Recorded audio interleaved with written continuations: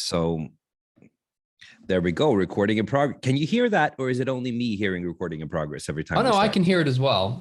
For those of Okay. you listening out there, but when Gus presses the record button, Zoom actually tells us recording in progress. Indeed, it does. So everybody knows that they're being properly recorded. I could imagine that's a safety concern. I mean, everybody that's a part of the meeting needs to know that they're being recorded so they don't take their pants off. Put on your pants. Exactly. I love that. I just think that people are going to Zoom meetings without their pants unless they're getting recorded. Kind of gives you a view of my view of the world. I bet you anything. There are a lot of people in Zoom meetings without any pants, even though they're getting recorded, because unless a bee stings you and you accidentally sit up, chances are no one will know. Indeed. I'm not wearing pants at this time. So, well I am actually. I can't even, finish that sentence without right. You can't even say it with a straight face. I need to backtrack. But hi, and welcome to this episode of the Future Foundry. I think we're on number 8 this time around. And we're going to talk about my second favorite topic. Last time around, it was my favorite topic, which is me. And today we're going to have our second favorite topic, which is you. But before we get started, Andy, give us a quick recap of who you are and what you do.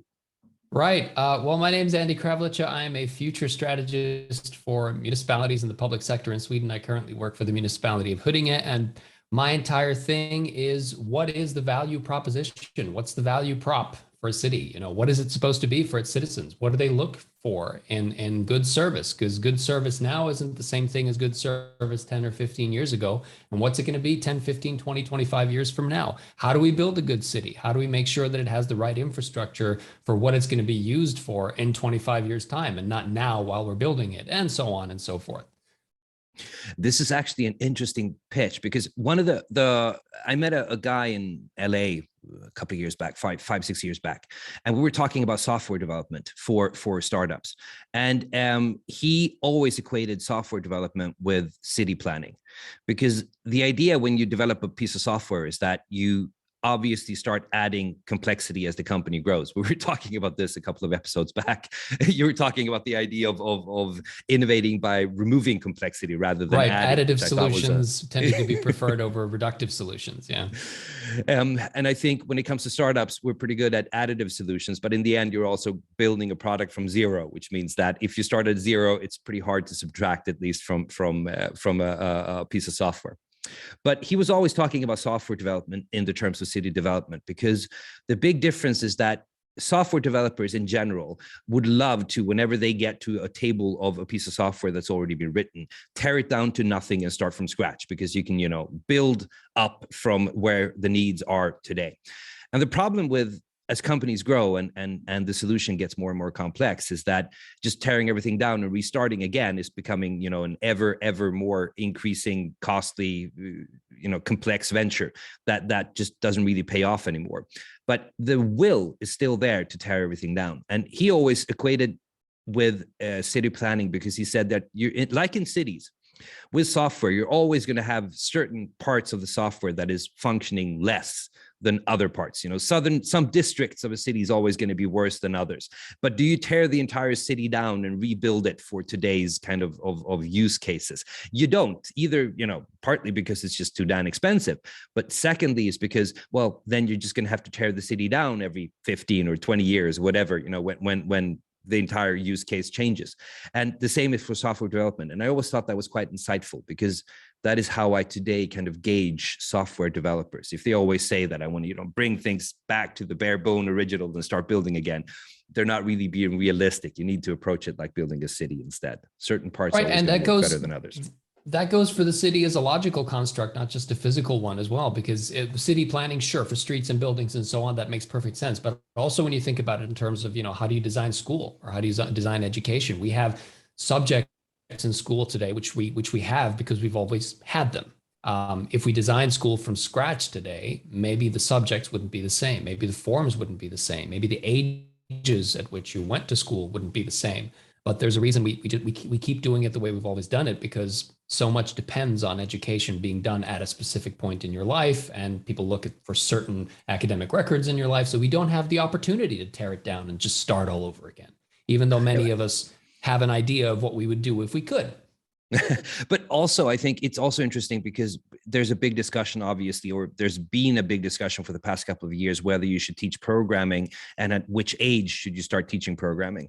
And there's a lot of people that I talk to in the startup, kind of community that you thought would support the idea of teaching programming in school, which fundamentally aren't, because they're saying that programming, the way that it's being taught, is mainly going to be done with AI and computers within, in the next couple of years, which means that programming, sure, it's good to have a fundamental understanding, but it's not that you're going to produce the next set of programmers through teaching programming in school, which I think is an interesting viewpoint. I'm not sure I agree, but I think it's an interesting viewpoint. And I think it goes to the heart of the discussion in the sense that, are you teaching for today or are you teaching for the next 15 years? And what they're saying is that you're not teaching for the next 15 years. Well, two things to that. There was a research paper from the university in Uppsala, which was talking about AI in HR and in basically skills development. And they basically said that something like 6 to 7% of people in the world would work developing AI tools and working with AI tools, and 93% would work using AI tools. There was no category 3. There was no category where it said, well, if you had this job, you wouldn't use AI tools. But only 6 or 7% would actually develop the AI tools. And I think that's in keeping with, I think that as complexity in systems increases, we get increasing layers between ourselves and the underlying machinery which we control. This goes from everything from fly-by-wire jets to cars that park themselves with electric power steering to everything. Basically, I see us going into the Star Trek era of piloting things, where in Star Trek, they don't have a joystick. They have a computer, and they tell the computer where they want the spaceship to go by, entering keys on a keyboard, and then the ship goes there. And I think that is increasingly how I view programming skills as well. We're going to be telling a computer what it wants, what we want it to do, and then the computer will design a solution to get us there, rather than going into the nitty-gritty ourselves. So I tend to agree with the people who have been talking to you. And I think the interesting thing that kind of comes out of this is that obviously you're going to get people working with things that are closer to heart. You can do things that where you add more value, so to speak. And I think, of course, that's another challenge for society. What's going to happen to entire workforces that aren't trained to go higher in the value added process. But again, I mean, we've always had these problems whenever we make paradigm shifts. It's always a question of, okay, what happens to the people that aren't, on board with that paradigm shift? But we can always see that with the paradigm shifts, entirely new jobs always come up. But I don't want to take away from the focus point of this pod, because I think we have quite a few more podcasts in our future where we can discuss this and other interesting things. So before we get started, obviously, I'm really interested in building companies. I think that came across from the past couple of minutes. But I'm Gus, and I'm an entrepreneur, venture capitalist, and I run I run a company out of Stockholm in Sweden. We just did an IPO in December. We're called Mestro, and also I invest in various sustainability-based startups, and I do a lot of public speaking engagements where I talk about sustainability and computers and companies and how you build a better future using companies and sustainability as a match made in heaven. But this time around, we're going to talk about my, as I said, second favorite topic in the world, which is you, Andi. So the reason for doing this two-parter in podcasts is that since we got over the 7 podcast hump, but where was the hump? The 7 podcast hump, we figured we're going to be doing this for quite some time. So rather than just giving us or giving everybody that's listening the boilerplate introduction every time around to who we are, we'd go a little bit more in depth and kind of look into what kind of shaped the people that we are. Why did we make the decisions that we made, and what kind of planning did we put into this, or was it all just pure luck ending up where we are today? So last time around, I gave you the basic information about myself. And this time around, I'm really looking forward to digging deeper into your background, your choices, and what degree of luck brought you to where you are today, Andi. So get us started. Thanks a lot. You said last week that was your favorite subject was yourself. This is probably my least favorite subject of all. I fall somewhat heavily under a mental philosophy which is predominant here in Sweden, which they call jantelagen, which is basically by all means be excellent, but don't ever tell anyone about it. And my parents used to tell me when I was a kid, always be the first person to criticize yourself. Never give anyone an opportunity to criticize you. Always be the first person to criticize, but never praise yourself. Always be the last person to accept that you have done something positive, and let someone else say it ahead of time. And this is something I've run with my entire life. So it is very difficult for me to talk about myself. I have tried to kind of formulate some thoughts about this, beforehand. And there's a couple of things I'd like to say, just generally about my attitude towards, my career and my life and so on. And you were talking about luck, and I think luck, yes, serendipity a lot. Number one, I would say plans are worthless, but planning is priceless. And every time in my life when I have devised a careful plan, the plan itself has never panned out. I've never ended up where I've wanted to go. Never, ever in life. Never, but the ever. act of planning has made me aware of options along the way. And it's also made me aware of what my true goals behind that plan were. And that's made it possible for me to attain those goals through other means. So since you basically told everybody now that you suck at praising yourself, I'm basically going to get started with the boilerplate pitch that I tell people when I talk about you. So I'm a needles and pins here. There's usually a couple of things that come up.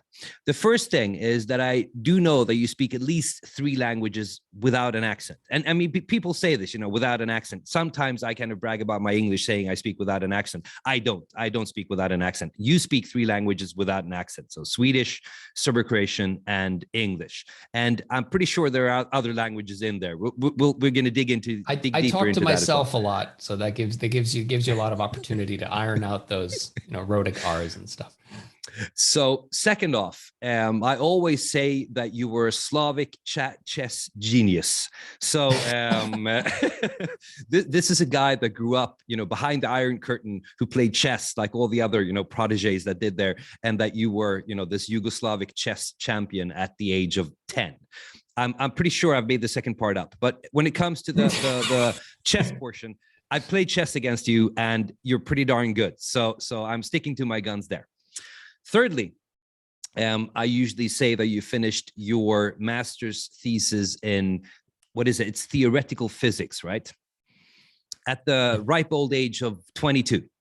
So I think that goes pretty far to say that when it comes to academia, when it comes to, basically the whole idea of applying things and concepts in academia, you're very, very good. And then, well, thank you very much. I'm not done yet. Oh, you're not? So I'm not done yet. I brag about you a lot, and it takes me quite some time to get through my list of things what I brag about. And then I get into the whole music thing, which obviously, if you're watching this on YouTube, you can see your background. So I don't know how many records you've put out. How many is it now? It's more than 10? It's 20 full-length albums, and a number of singles and EPs as well. So, and you do this across 2 different disciplines. So you're both an extremely accomplished singer, vocalist, and also you are a really good guitar player that once, with me watching it, went up to Yngwie Malmsteen and said, "I can play all your solos, only faster." So that's my.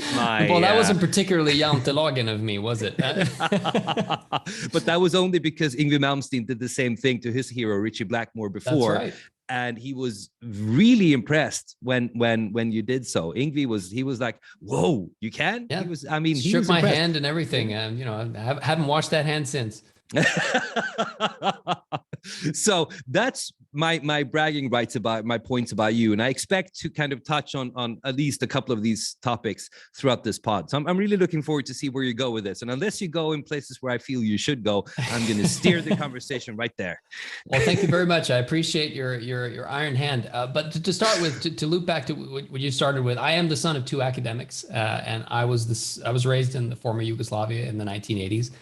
It's a very different sort of life to what both of us live today. My parents are both very strict, very, ideologically adhering. And I was raised in those beliefs as strictly as though I'd been raised in a really strict Catholic family, but unfortunately that rarely works out, because what kids do as soon as they have a chance is they do the opposite to what their parents do. So my parents are very adhering, left-wing communists. And my idols as a kid from behind the Iron Curtain were people like Ronald Reagan and Richard Nixon and Margaret Thatcher, all these people who are like totally opposite to everything that the society in which I grew up and stood for. And I idolized America as some sort of ultimate vision of like prosperity and opportunity. I completely bought the dream that, that America portrayed to the world through its media.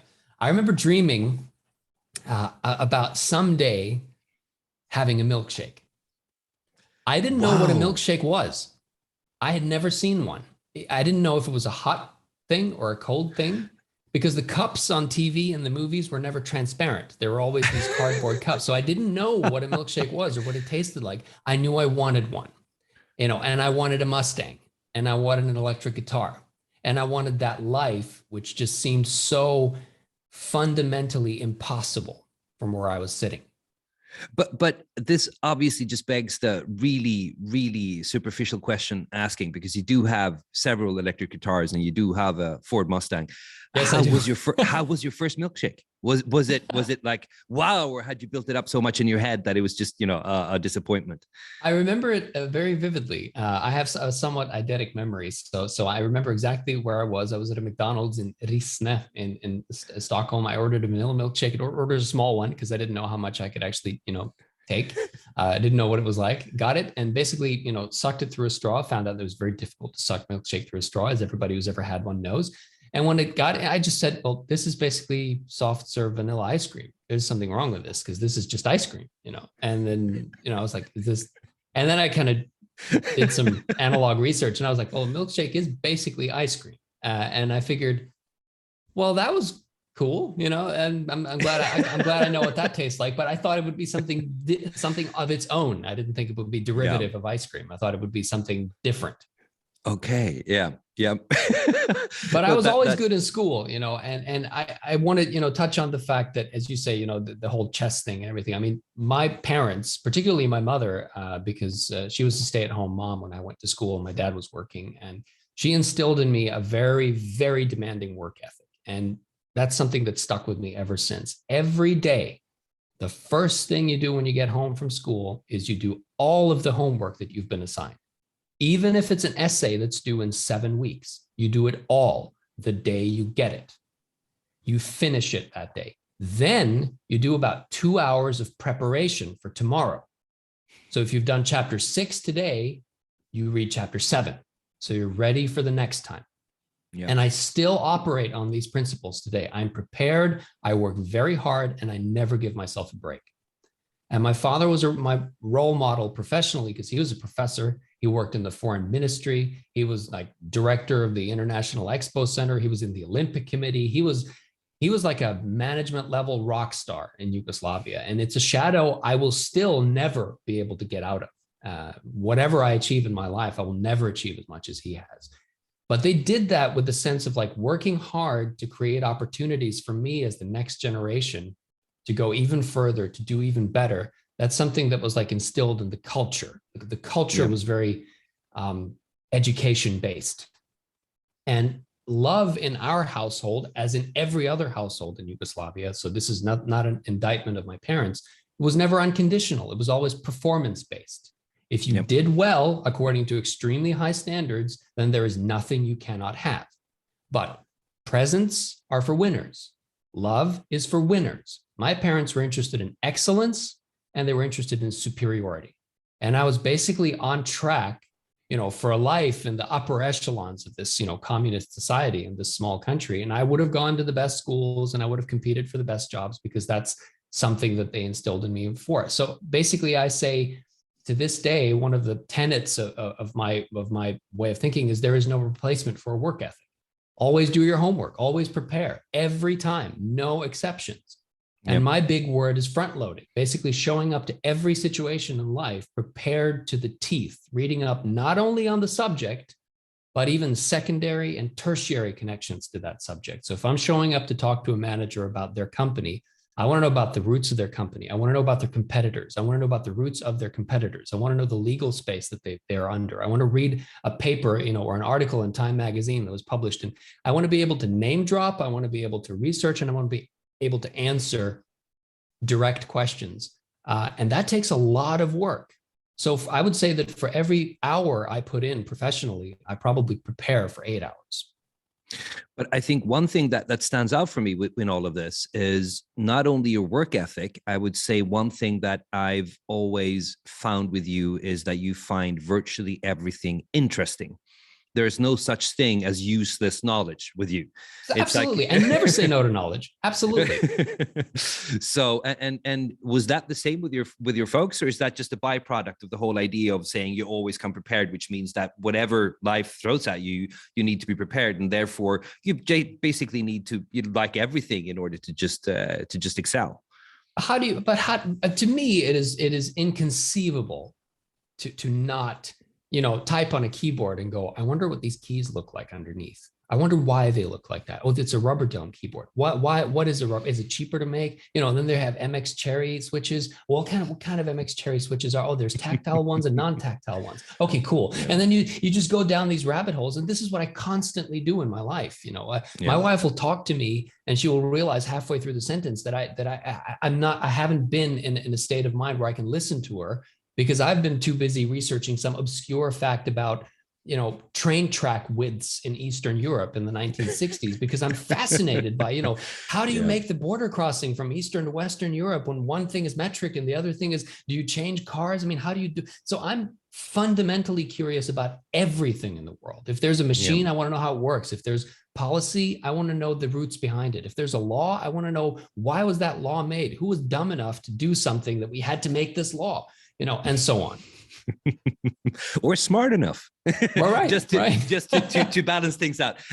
But I mean, how did that, because obviously we met in high school. We've talked about this before. And I do remember your work ethic, clearly and vividly. I also remember your high academic achievements. You were awesome already back then. But I mean, how did that then translate? Did you know already back then that you wanted to go and do theoretical physics in university, or how much of your future life was, kind of laid out before you in your meticulous planning process?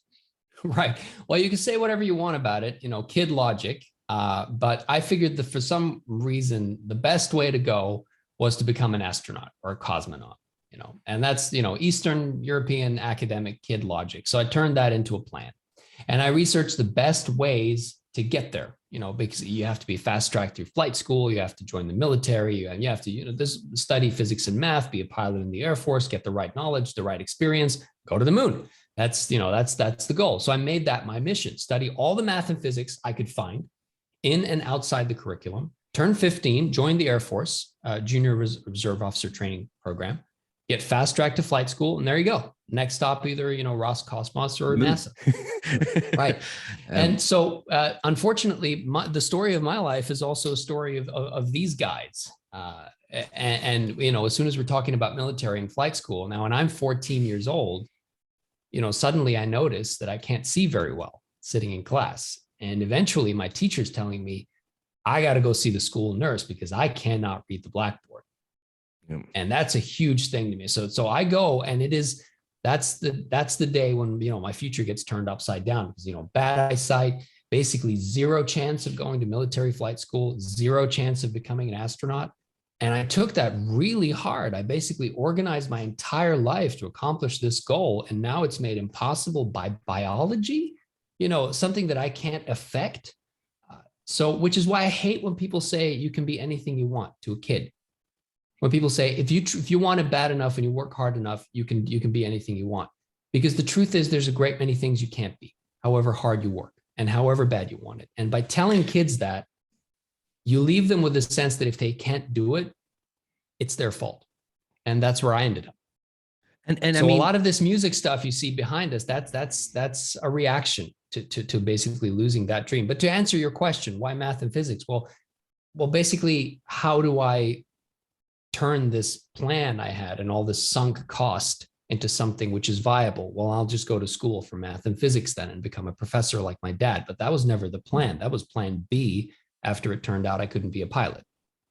But we obviously need to touch on the fact that there was a war in the Balkans back in the early 90s, and you came to Sweden as a refugee, and obviously that's what's happening in Europe right now.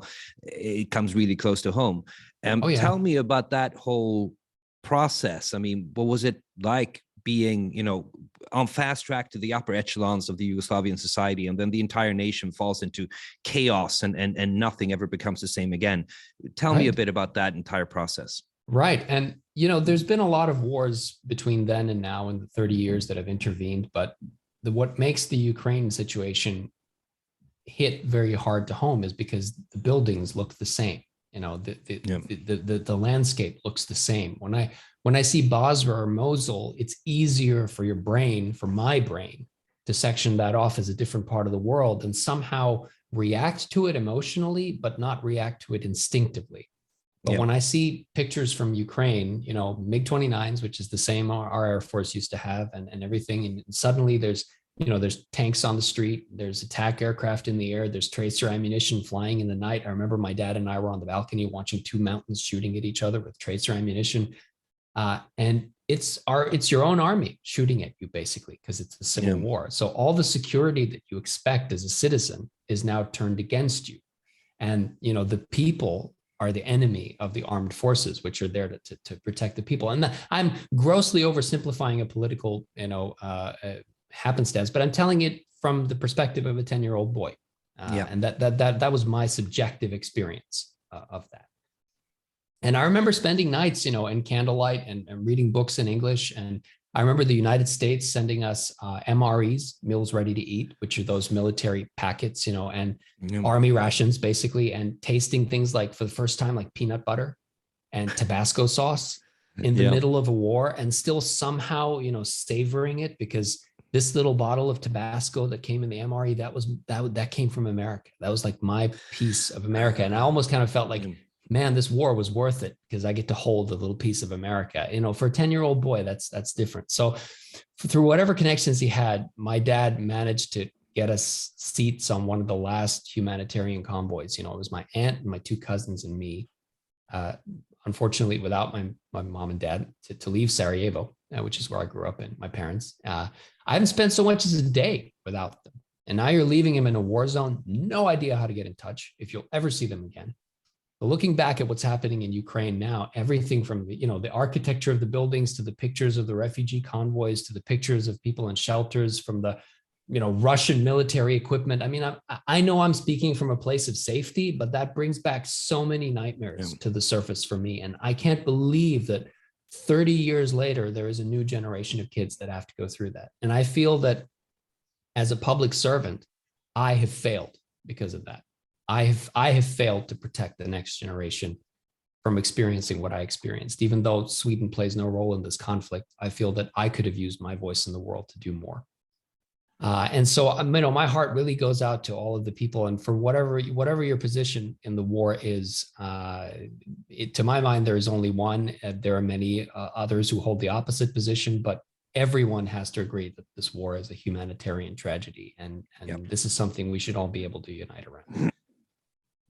I completely agree. I think it's seeing what's happening is obviously, and this is an entirely different podcast, but the idea of us growing up after the fall of the wall, the Berlin Wall, it opened up a 30-year period of unparalleled prosperity that unfortunately might actually be coming to a close right now, with a new world order kind of emerging. I know that there's a lot of charge to using that word, so let's just say that things are most possibly changing for something different. And I think it's interesting because I was watching the new Matrix movie the other day, and I thought about the first one when they said that the Matrix was set in 1999, which was the pinnacle of society. And right. I'm right now actually starting to think of I wonder if the Wachowskis at that point actually could see the future. I don't know if we're going to look back at 99 being the pinnacle of our society or not, but right now it looks like 99 was a pretty good year to go. But Okay, so basically, this is 1992. You're Yes. you know, coming to Sweden, and why Sweden out of all the countries? Well, my grandfather moved here many decades before that as one of the, you know, Gastarbeiter, they called it in Germany, you know, guest worker immigrants who came to Germany and to Sweden and, you know, places in Western Europe in the 1960s. He was basically an upholsterer, and he worked in you know, boat building and coach building and so on. And he had brought over my grandmother, you know, in the 1980s, so they were already here, and so I could come to Sweden and have a reasonable expectation that after some, you know, bureaucratic process, I could actually go live with them. But, you know, I got to Sweden shortly before my 11th birthday, and the next week I was in school, 5th grade in Sweden, and still hadn't talked to my parents, still had no way to know anything about them. But, you know, what do you do when you're an 11-year-old kid and you're in this situation? Well, there was still knowledge to be had. There was a new language to learn. So I got into it and I did my thing, and I studied hard and I studied pronunciation. I hated the idea of having an accent. I hated the idea of, you know, being foreign to this new culture. I wanted to be assimilated into the Swedish culture. I wanted to do everything I could to earn my place in this new country by being an asset to it rather than a liability. And so I got to it, you know, and I started studying and tried to forget as much about the war as possible. And I think I've built so many walls inside my head that now, 30 years later, I'm surprised by myself, by how instinctively I react to the pictures from Ukraine, because I had thought that I had managed to, you know, make sure that part of my life was over now. Yeah. But one thing that's always struck me with you is, I mean, apart from the academic excellence, is as you say, you always want to get into it, and you always want to be, you know, for the lack of a better word, be a part of or learn more so you can assimilate into any group. Because I mean, I had a bodybuilding phase when I wanted to get into bodybuilding. I mean, you knew virtually everything about bodybuilding, because I mean, I was talking about it all the time, and you were obviously listening. And I remember this thing you told me when you had a conversation. This is obviously 10 years later than we are right now, but you had a conversation with some guy on the train where you knew all the bodybuilding lingo, and the guy was just like, what? He just couldn't, you know, put two and two together because back at that time I wore, you know, size 26 jeans, and I looked like a twig, you know, and there I am talking to on this train with this guy who looks like he could just, you know, lift the train car with one arm. You know, I'm like, well, you know, and when you get to the point where, you know, you start with this, you know, with the vanilla protein shakes, and you get tired of the vanilla taste after a while. It's all the same vanilla flavor, and the guy's like, yeah, it really is, you know. And then you kind of look at me and kind of like, what are you doing wrong that you're not getting any results? Whenever you look away, the guy looks at your arms and he's like trying to gauge, are there like 22-inch guns beneath that shirt, or is it just right. No, but it's I think that's a funny thing with you. But to one thing that I didn't understand when I first met you was that, because this is something we talk about every once in a while, is when you and I first met, 1997, you'd been here for 5 years. I don't remember you having an accent at all, because the first time we met, you were as Swedish as everybody else. And I remember you telling me a story where you came back to our place. I think you spent the night or something like that. And then the next day we were going to get a shower head. At least that's the way I remember the story. And then we got a shower head that was, I don't know, I mean, expensive, fairly expensive.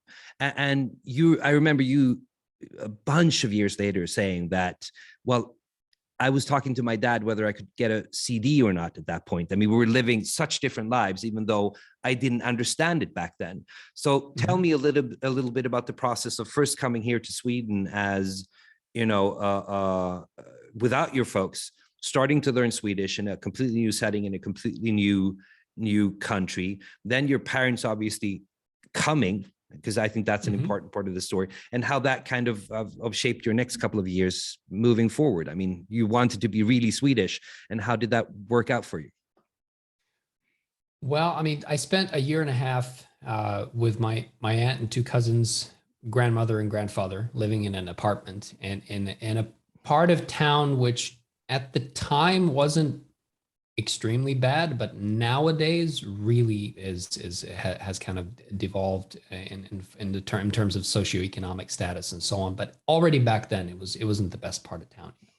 So I knew that there was no future for me there. I knew that if I wanted a future, I couldn't stay in that part of town, because for whatever we say about, you know, the Western world being a meritocracy, where you go to school and where you develop your social skills and where you network in the early part of your life decides a great deal of the outcome. And I understood that even at that early age. I realized that I have no future here. I have to be somewhere else.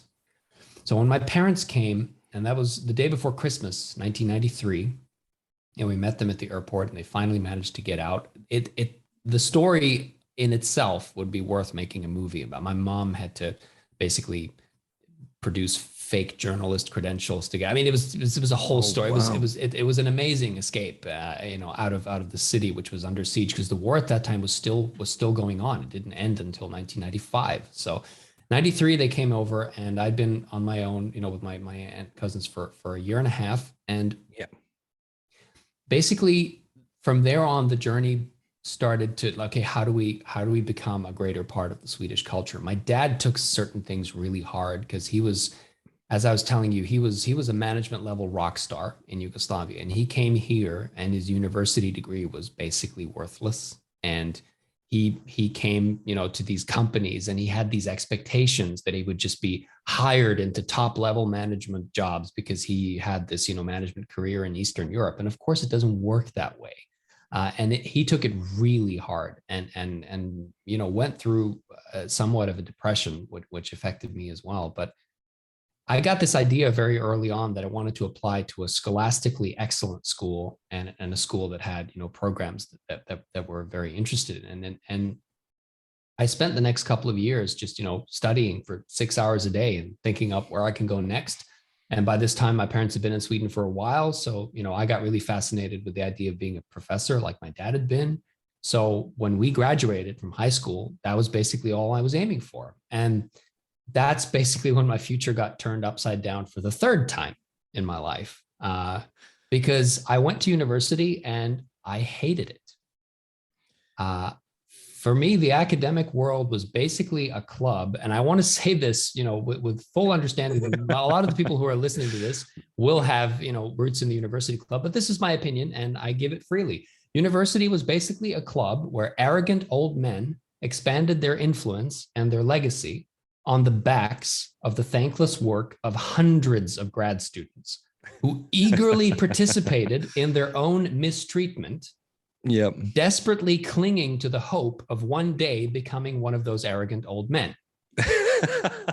And I had to reconcile myself with the idea that this had been my dream, this becoming one of those old men. I was one of those people, and I ran out of motivation, and I could not wait to get out of there. I hated it, and I resented having to spend time doing it. And my dad basically still has not come to terms with the idea that I haven't gotten my PhD. And I don't think he ever will.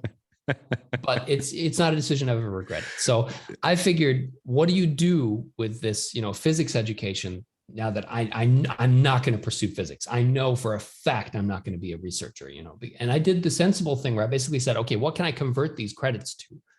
How can I use this as something constructive with the smallest investment of time? And that was teaching. So I went and did some coursework at the, you know, Institute for Education, and I became a teacher specializing in physics and math. And I think that realization was just the time when I stopped adhering to plans and just decided to go where life took me, because I had realized that making plans got me nowhere. So I just switched to a default to yes. You know, if an opportunity comes my way, do you want to do this? Yes. You know, do you want to join this band? Yes. Do you want to, you know, leave that job and come work here? Yes, I do. And I just started doing that for a while and seeing where that took me. I worked as a teacher for 5 years and had a blast doing it. Yep. And then, interestingly enough, obviously today you work as a future strategist. So you got to a point where teaching transitioned into something else. How did that go about? What were the decisions, if any, or what were the questions that were being asked at the point to kind of transition you from you know, the teaching career into, well, where you are today? I can tell you exactly what happened. It was January 6th, 2006. Ooh, it was the day I okay. started working at school. I was a guy, I was 24 years old at the time, out of, Stockholm University for physics, out of Institute of Education for education. And I was immediately given a computer by another teacher and said, can you fix this? Because I was 24, I was a guy, I looked like this, I had the long hair, I had the metal t-shirt. Everybody goes like, well, this guy knows Linux, so they gave me the computer. I had no means of fixing it. It's some kind of enterprise computer. I can't reinstall Windows. I don't have anything for it. So I went to the central IT department in the city, in City Hall, the IT department. And it's dark outside because it's January. And I remember walking into this office and there's these two guys. I think, if you guys are listening, you know who you are. And the way I'm going to describe you is very loving. I love you guys, but this is what you used to look like. This is a pitch black office, no lights on. Yeah. And they're sitting on either side of a desk, like a double desk, and screens are lighting them up. And they're doing something in terminal, in Linux. They're just, clacking away at the matrix. And I'm looking at them and, like the cargo pants hanging diagonally off the have no ass hips, and their little Christ-like arms emerging from the hugely oversized t-shirts that say, read the manual, and in the glow and displays. The arms are just white, exactly, perfectly just emitting light on their own from the little Linux screens that they have in front of them. I know, exactly. Yeah, and I just, immediately just went, this is where I want to work. This is the place for me. It was the coolest thing I had ever seen. So I'll tell you what I did.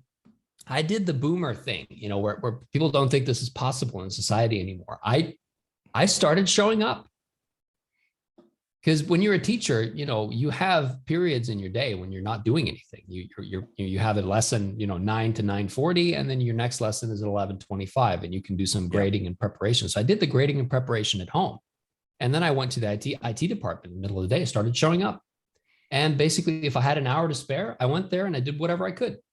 And finally, their boss got really annoyed and he asked me what I was doing. And I told him, I gave him the Tom Cruise speech from Days of Thunder. I said, I work in a school. I've worked as a teacher for a number of years. I'm good with computers. I have been all my life, ever since my parents got me a Commodore 64 and a TRS-80 when in the 80s. I know 85% of the problems that your customers are going to be facing, and I know how to solve all of those problems. Let me drive. I won't make a fool out of you. And he gave me a project to run. And it was basically a project, teaching computer skills to refugee kids who at this time were coming in from, places like Afghanistan and Iraq and so on. Try to get them into science, into computers, to give them a skill and an interest and a way into the job market, which I thought, of course, being, having that background myself, was really worthwhile work. And so I quit my job as a teacher, took that, ran with it, did that project part-time, and part-time I worked as, a technician for the department. And, the job title was awesome and so on, but I did a lot of stuff that were basically office assistant. I did things nobody else wanted to do, convert files and write reports and collect statistics and so on, but it was all easy stuff. Yeah. And after 6 months, I had a choice, either, start working there full time or figure out what to do else with my life. And it was the easiest choice I ever made. I went to work with IT full time, running projects and stuff like that. And I just want to touch on this. And this is in no way reflective on my skill or, the fact that I was an awesome teacher in this project that we ran, but we actually ended up hiring one of those kids later on, years later. We had an opening for a technician level job, in the IT department, and we got, these applications. I wasn't there for the interview, and this guy shows up on his first day, guy, bearded, and so on, and he just comes in and he goes like, I think you were my teacher. And I'm thinking back to the 5 years I worked as a classroom teacher, and I'm like, I don't really recognize you. I don't think so, but of course it's possible that I just don't remember it. He said like, yeah. I think you worked with you worked with us on this like computer program thing, and then it just clicked, and the beard came off in my head, and, his face de-aged 10 years, and I knew exactly who he was, and that was just such a cool thing, to go full circle. It's got to be a proud moment. It was a hugely proud moment for me. So that's the way I basically wanted to work in the IT cave and started showing up. Yep.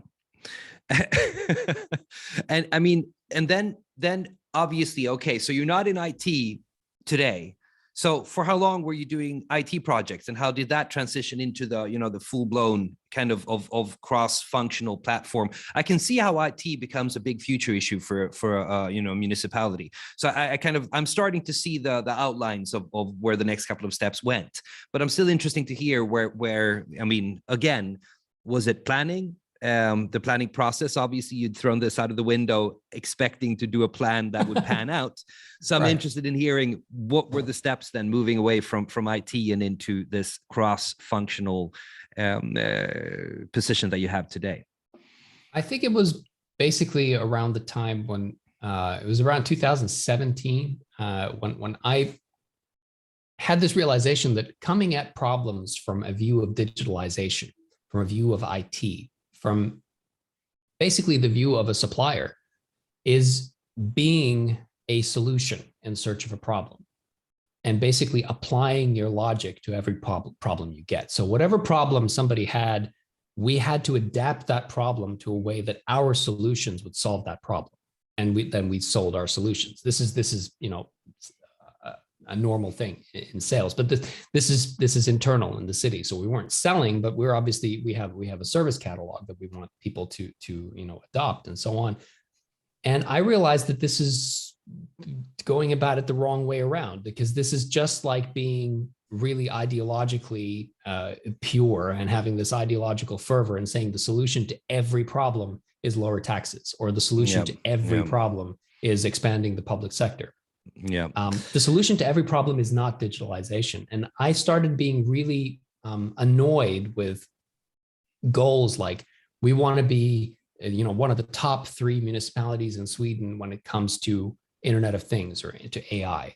And I said, well, why? What's the point of being right? What is we want to be the best municipality when it comes to making great education, or making great decisions in you know, city planning, or handling our waste properly. And if IoT and AI are parts of that, they are parts of the solution. But I want to be there to define the problems. Yeah. And that, of course, wasn't always structurally possible for me, because if I'm part of the organization which designs solutions, I can't also be part of the organization that you know, basically formulates the problems. And I have the great fortune right now of having an amazing manager who comes at this question from the same direction. And when we started working together, my major deliveries for the period of like 2019 and 2020 were not technological projects. They were basically changes in the way that the city governs and runs itself, which makes it easier to make good decisions. And that opened a lot of doors for me. So I would say that even though I still have quite a big identity when it comes to you know, digitalization, IT, and so on, my main sphere of influence and my main playing field is basically the city governance and the city governing field. Like, what are the documents that govern how a city makes decisions, how it reacts to needs, what things get bounced up to political levels, what things are solved below the political level, and so on. And I think it just comes from an instinct of always wanting to get to the root of a problem. And if you're in a classroom, you can have problems, but you can't affect the things that are upstream from you. And so you want to climb upstream to the central department. But there are also problems that are upstream from you. And I want to come up, I want to come at those problems. And so I've constantly tried to climb this hierarchical ladder, not to further my own status. And up to this day, I don't have a manager. I don't have any staff. I have staff. I'm not a manager, but I'm in a more senior level in the organization, simply because I'm trying to get at the upstream problems all the time. Yeah. But this is something that I took with me from one of our previous talks when we talked about who are the entrepreneurs of the municipal organization. And that wasn't a question we prepared beforehand. So I know I stumped you a bit on that one. And then without thinking too much, you immediately said teachers. And the interesting thing then is, of course, how has your teaching, your previous career in teaching helped you in the role that you are today? Because it strikes me as quite entrepreneurial or intrapreneurial in the sense that you need to solve complex problems within a complex organization. It's not entrepreneurship where you can start something entirely new. Tell me a little bit about that. Well, I worked as a teacher for 5 years, and I always tell people it is the best training I have ever had for any job. Because if I can teach 25 teenagers geometry at 8 in the morning through one bloodshot eye, I can do anything. Because that job taught me how to prepare a topic, how to adapt my message to my audience, how to evaluate situations and apply what I've learned, how to think on the spot, how to be a mentor. It was an amazing experience, which I did for, those 5 years, and which I still miss to this day. I really do miss it. And I try to incorporate as much of it as possible into what I'm doing. I try to do a lot of public speaking and so on, because I miss that feeling of mentoring a group of young people and reacting to their problems. Because when you're a teacher, yes, you are a facilitator of knowledge, but you're also something else. You're a grown-up in a kid's life that cares about their future, and that is invested emotionally, physically, and has a time-based investment in life turning out well for them. And I hope and I feel that my students felt that in me, that I was truly invested in their future. Are you invested in a similar way when it comes to the things that you apply today? Of course, you can't say no to that question, but I think you understand what I'm kind of poking at here. Do you see a similar kind of investment, time-based, or even, kind of emotional-based investment in the city turning out as good as possible? Because in the end, you are having different stakeholders than I have working in the private sectors. I mean, you're still working for those kids and making sure that their lives turn out to the better, and making sure that they have an infrastructure that facilitates a life as good as they want to choose, or can achieve, or whatever. Tell me, how do you apply that investment, that emotional investment today? Well, that's my primary driver. I mean, I tell people that I've only ever worked in the public sector. I've only ever worked for municipalities, be it as a teacher or as a technician or, as a future strategist. And there's a reason for that. And maybe it's, my communist upbringing that's just, coming around. Who knows? But I think that I have a very, very emotional investment in contributing to the well-being of all of the citizens of this country and of the world, rather than contributing to the bottom line of a company and contributing to the bonus which my manager is going to get from the shareholders, or contributing to the wealth of a limited number of people who can buy shares in this company, and not the great number of people who don't have shares in this company. So I do have that as my primary motivator. And I always tell people, if you want me to work really hard for you, don't pay me well. I'm the worst negotiator. I've never negotiated a salary in my entire life. I always tell people, don't pay me what you think I'm worth. Use that money for something better. And I always feel that every month, the citizens of this municipality come together and they pass the hat around and they say, okay, well, here's our money. Here's your salary. Do something worthwhile with it. Help the world be a better place. And I don't think I could work if it wasn't like that. And so I feel a 100% emotional investment in the well-being of the place that I work for, and so on. And I usually tell people, I have one employer, I have 115,000 bosses. I don't think of my manager as my boss. She's my manager, but I have 115,000 bosses out there, and I answer to those people. Would you, and this is interesting because I think you've outlined a couple of things that drive you. I mean, I think meritocracy was one of the first ones that kind of caught my ear. And also an interesting kind of sub point to that was that I think, thinking about it, when you said my communist upbringing, when you described your communist upbringing, it didn't sound very communist to me, to be honest. It sounded very much, kind of high achieving elite schools, higher echelons of society, and you had to achieve. It sounded very, it sounded like a meritocracy really early on. People forget that it was Lenin who wrote, "He who does not work, neither shall he eat." There we go. It's not, our popular image of what communism and socialism isn't always reflected in the source material. And this, of course, coming from somebody who's never lived in a communist country, thankfully enough. So unless you ask, a couple of weirdos saying that Sweden is socialist, which we aren't, to be honest. I mean, which is always incredibly interesting to me. Yeah. We might be socially democratically run in the sense that the social democrats are in power, but when it comes to the companies, there is nothing social about Sweden. I can guarantee. Secondly, I think the sense of purpose that you describe now, I think is another central point. So meritocracy and purpose, and I think if I were to kind of connect those dots with the thing that you said, that you said, don't pay me. One thing that always kind of comes back to me, even in my own career choices, is that I don't think I've been a very aggressive negotiator either when it comes to my salaries. I think I've always kind of been like, yeah, I'm going to show up, I'm going to do a good job, and I'm going to bring a lot of value. And at the end of the day, I just want to work with people that see that and value that. And if they don't, then I'm going to have to work with another group of people. So I think I really, and so I share the whole idea of meritocracy and purpose very much so.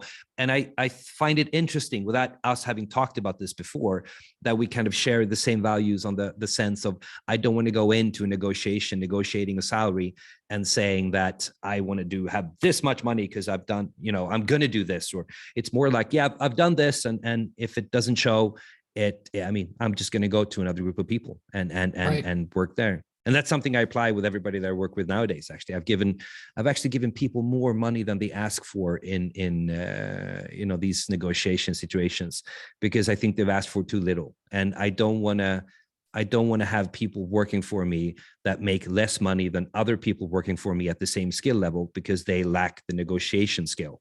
I think, it should be pure meritocracy in the companies that I work with. And that means that equal people get paid equally for the same amount of work. It's just natural. And if they don't have the negotiation skills to ask for it, I'll give it to them anyways. I mean, that's kind of, I apply that as well. I agree with that. And I think, it's time to start closing this podcast off, after this deep dive into my least favorite subject in the world. But I'd like to leave with a couple of, pieces of advice, which you can take at face value, or you can, if you don't like it, I never said it. Number one is, even though work is, as Blink-182 said, work sucks, and it always will. But see your delivery as part of the transformation journey. Instead of thinking about what you're working on right now, the report you're writing that nobody's ever going to read and so on. Change is a product of what we all pour into it. So when things feel a little hopeless, see the part that you are playing in the change that we are all a part of. The second thing is that this is something you told me a number of years ago, which I've taken to heart. So I'm pointing a big mirror at you and saying the most valuable thing that any manager can have is an employee who can take a task and run with it. Someone who won't come back with questions, someone who won't come back with problems or issues, but where a manager can give you that job and then let it go mentally, knowing that it's going to get done, it's going to get done on time, and it's going to get done with quality. And in a number three, in a more lighthearted mood, dress for the job you want, not for the job you have. You want to make it easy for people to mentally put you in a place where you want to be. So if they're looking for that next member of their managerial team or that next member of the board, make it easy for them to cut you out of the picture that you're part of right now and place you in that picture by looking like the other people in that picture. This is a strategy I've used many times. And you want people to imagine you sitting in the position you want to be in, and how you're perceived externally helps a lot in that. And so I think the fourth one that you kind of left out is what you said early on. The plan is worthless, but the planning process is invaluable. And I think if anything goes to show with what you've achieved in your life and your career thus far, I think there's been a lot of strategic planning behind it. And I think you've achieved quite a lot. So it's been great talking to you about this. And I think there's a lot of interesting perspectives that I can take with me and apply to myself. And obviously, if there's anything you that's listening want to add to this, if you can leave a comment, because obviously this is released as a YouTube video as well, you can leave that below, or you can DM us, get back to us, whatever. And if you like what we do, subscribe, all the things. I hate it when I hear on YouTube nowadays, I think it's become a standard thing to say, smash that subscribe button. And I just hate it. I don't know why everybody's like, you can't just hit it. No, you have to smash it. It's like, and you have to say it early on in the video as well. So now early on in YouTube, they always said it in the end, and now it's moving toward the front of the video because you realize that audience retention is a problem. So, I mean, it's marvelous how these algorithms are training us. We have these dystopias in science fiction where we are controlled by AI. Newsflash, we've been controlled by AI for years now. I mean, they are training us so well to do their job. We're standing on our hind legs, kind of moving in circles above the puppet master that's standing above us. Exactly. Well, it's been awesome to talk to you and get an insight into the decisions and the plans and the happenstances that have shaped you into the person that you are today. And I'm incredibly proud of knowing you and being able to do this podcast with you. Likewise. So, thank you. Anybody that wants to get in on the action, just leave us a message, send us a topic that you'd like us to discuss, because after this two-parter, we're going to get back into the regular run of things and talk about current events out of the perspective of a sustainability entrepreneur and a future strategist in a municipal setting. So get back to us, and we're looking forward to hearing everything from you. And until next time, have a good one. Bye.